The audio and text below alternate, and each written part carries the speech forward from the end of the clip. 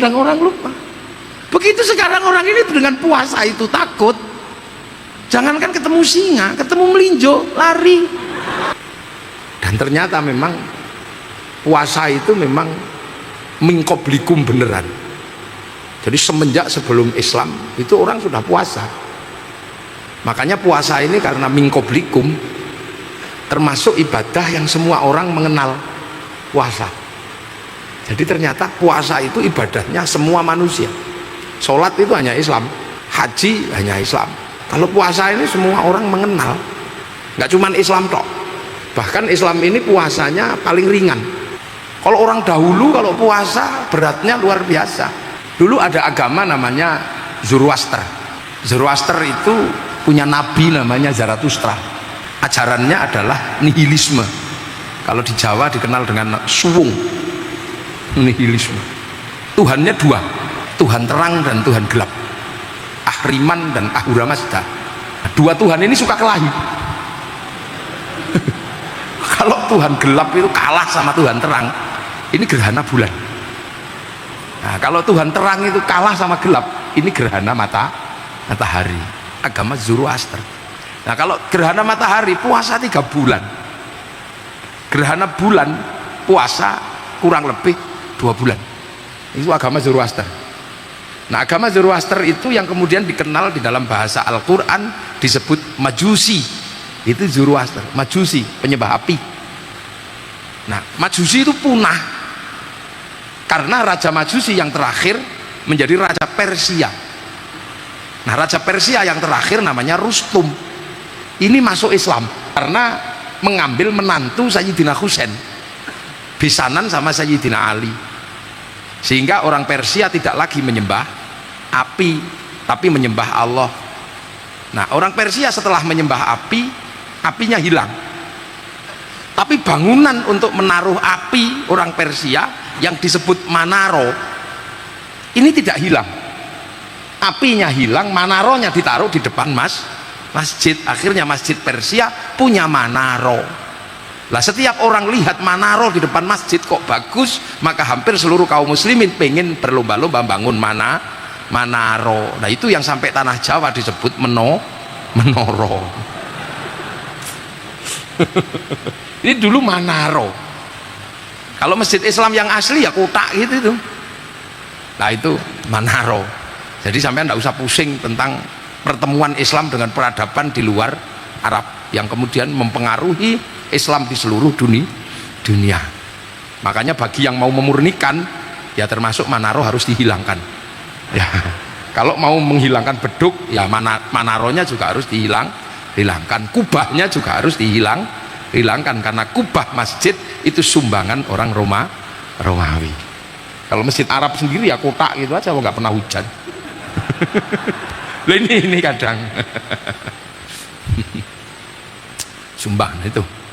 Agama lain misalnya kayak Hindu puasa, bahkan puasanya ekstrim. Orang Hindu namanya upawasa.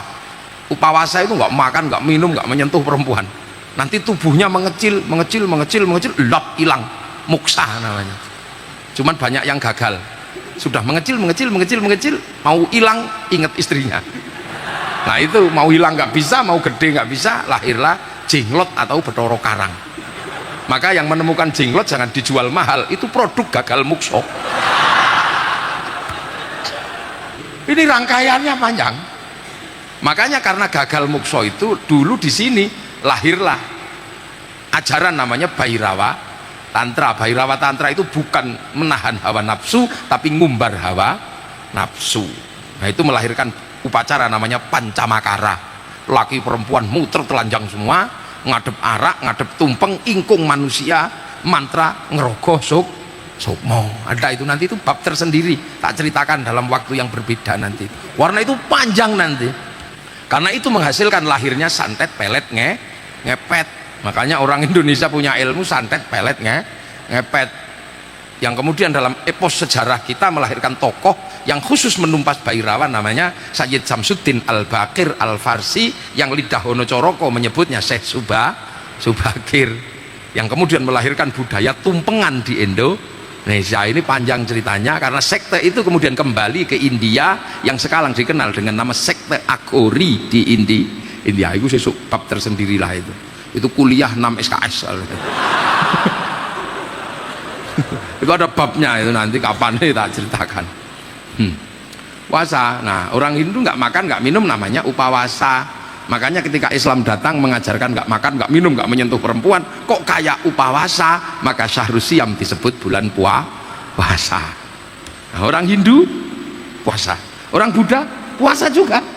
Kalau pengen mendapatkan kesempurnaan hidup 8 jalan menuju nirwana, puasa di bawah pohon bodhi, pakai kain selempang, nggak boleh pakai katok, jadi telanjang pakai kain selempang. Di situ bertahun-tahun, ada yang 30 tahun ada. Sekarang masih banyak kita jumpai di Myanmar, di Kamboja dan sekitarnya.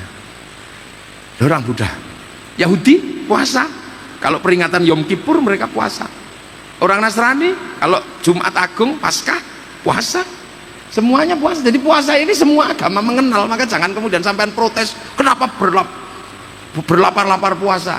Kata Bung Sam kan ada itu, berbuat baik janganlah ditunda-tunda, berlapar-lapar. Ada kok perasaan, ada ya. Ini bulan puasa, lupa saya. Ada. Dan puasa ini sejarahnya besar. Rasulullah puasa sebelum jadi nabi sudah puasa. Naik turun Gua Hira puasa Nabi. Syekh Abdul Qadir Al-Jilani puasa 25 tahun di padang pasir sampai jadi Sultanul Aulia. Sunan Kalijaga di sini berandal puasa 3 tahun jadi wali. Puasa itu sejarahnya panjang dan semua orang mengenal. Makanya Ki Gede Pemanahan waktu mau bangun kerajaan di kawasan Mentau puasa 20 tahun di Bang Lampir Gunung Kidul puasa.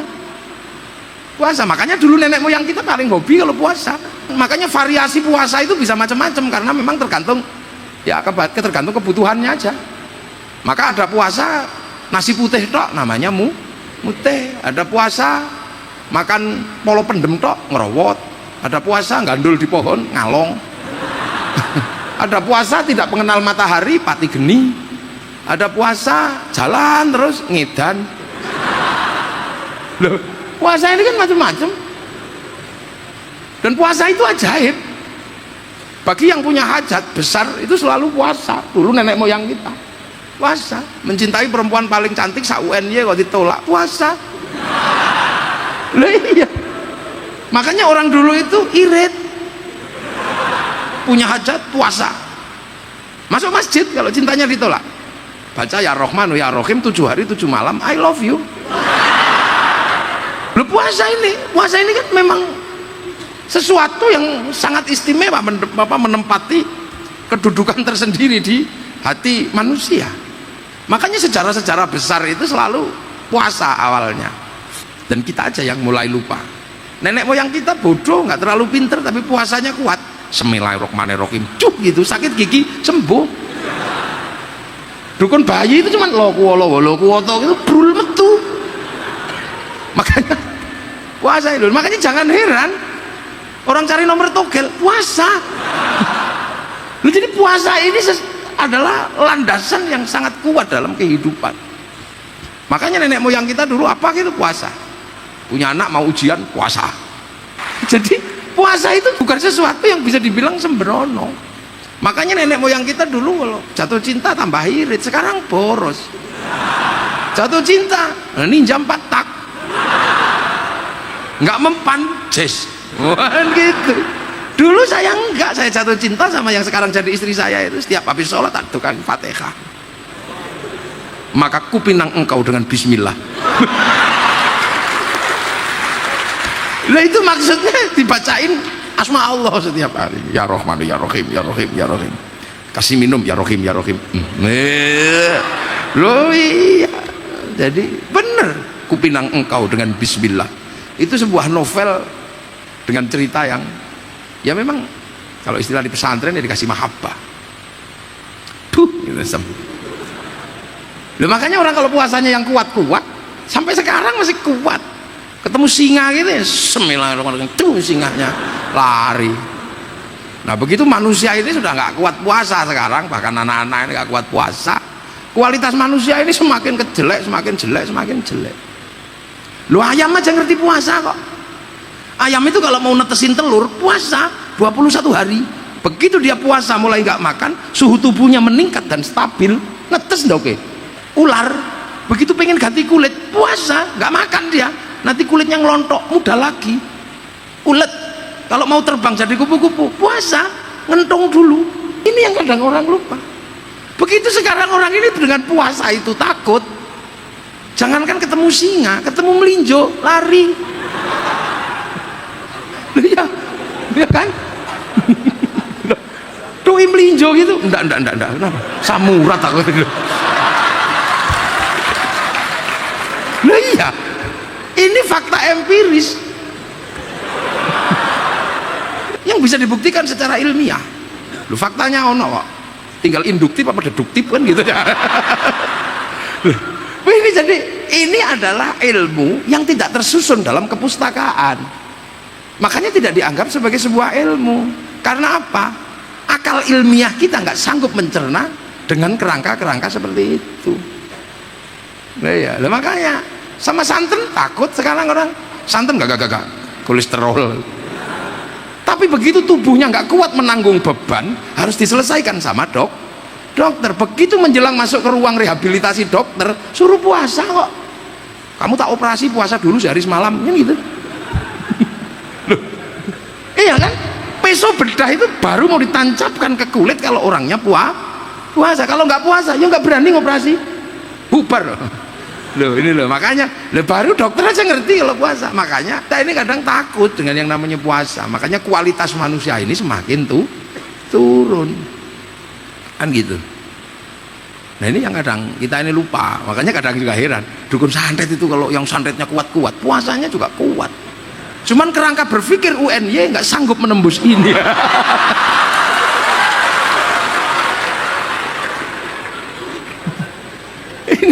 Ini nggak bisa ditembus ini. Saya ini membuktikan berkali-kali. Ada anak mau daftar tentara, kurang 5 cm. Udah daftar nggak keterima. Datang ke tempat saya, udah puasa 3 hari 3 malam, bukanya 3 kepal, sahurnya 3 kepal, 3 teguk. Bacane napa Gus? Swadhawa. Ya. Begitu selesai puasa, ini daftar diukur itu lebih 5 cm. Ya keterima kan? Nah keterima begitu, karena keterima saking senengnya tasyakuran. Begitu setelah tasyakuran motong sapi tak ukur, tetap aja kurang 5 cm. Nah waktu diukur itu, ini kan yang kita nggak ngerti, meterannya yang mengkeret atau yang ngukur yang salah lihat. Ya memang kurang 5 cm. Sekarang sudah jadi salah satu petinggi di Angkatan Laut di Surabaya. Ya, ini itu bisa. Oh itu biasa aja, makanya santri yang jelek-jelek itu tak kasih bekal doa. Nah iya kan, kalau di kampus kan mahasiswa yang bodoh biar hidupnya enak kan dikasih bekal nilai yang bagus. Dosen biasanya, oh ini anak bodoh jelek pasti cari kerjanya susah, udahlah tak kasih nilai yang bagus saja katanya kan gitu kalau dosen. Lebih puasa itu dan bisa diurut. Dulu ada calon raja di Jogja namanya Raden Bagus Harun, itu di Jogja, di Mataram kuno. Itu enggak mau, dia nggak mau karena pengalaman Amangkurat yang membantai ulama. Minggat ya, pergi ke daerah Ponorogo, puasa 7 tahun di situ, pengen menumbuhkan ulama jadi umarok. Nah setelah itu tahun ke-7 sumur yang dipakai ini muncrat 7 meter. Nah muncrat 7 meter ini, oh ini dapat Lailatul Qadar ini. Oh, air naik itu kan ciri-ciri Lailatul Qadar. Maka sumur itu dinamakan sumur Lailatul Qadar atau sumur 1000 bulan. Dan situs itu sekarang dikasih nama situs Sewulan, yang kampungnya disebut kampung Sewulan. Sing wong Ponorogo mesti ngerti, di belakang pabrik gula Pagotan ada kampung namanya Sewulan, kecamatannya Dagangan, yang Raden Bagus Harun kemudian dikenal dengan nama Ki Ageng Basyariyah. Masjidnya masih ada. ternyata cita-cita menginginkan punya anak yang alim dan jadi raja, jadi umarok, keturutan, tapi bukan di generasi pertama. Karena di generasi pertama lahir anaknya galaknya masya Allah, dikenal dengan nama Nyi Ageng Alap-alap. Nggak ada yang berani nikahi, dinikahi Raden Santri, punya anak Makdum, menikah punya anak Maklum, menikah punya anak Tafsir Anom, menikah punya anak namanya Qulyubi, menikah punya anak namanya Ilyas. Mbak Ilyas itu kandepak pertama di Surabaya. Nah, punya anak perempuan namanya Nafiqah, galak juga, dinikah sama Kiai Jombang namanya Kiai Hashim Asy'ari, punya anak namanya Wahid Hashim, nikah sama Nyai Solikah binti Bisri Sansuri, punya anak Abdurrahman Wahid, bener-bener ulama jadi presiden walaupun 2 tahun. Jadi akar historisnya bisa kita ukur ya. Loh, makanya kadang kita ini apa, nah orang kadang, nah ini terakhir-terakhir kan orang lupa. Tapi puasa di dalam Islam ini bukan untuk yang begitu-begitu. Puasa di dalam Islam yang kita lakukan selama Ramadan ini adalah la'allakum tattaqun, untuk menjadi orang takwa. Takwa itu apa sih sebenarnya? Takwa itu kan menghadapkan wajah kemanapun seolah-olah berhadapan dengan Allah, sehingga hasilnya adalah menjalankan perintahnya, menjauhi larang. Nah, itu hasilnya, tapi konsep dasarnya adalah kemanapun wajah menghadap kepada Allah. Nah, hubungannya sama puasa itu apa? Ya, ini adalah hubungan antara manusia yang sesungguhnya yang dikenal dengan manusia yang jasmani sama rohani.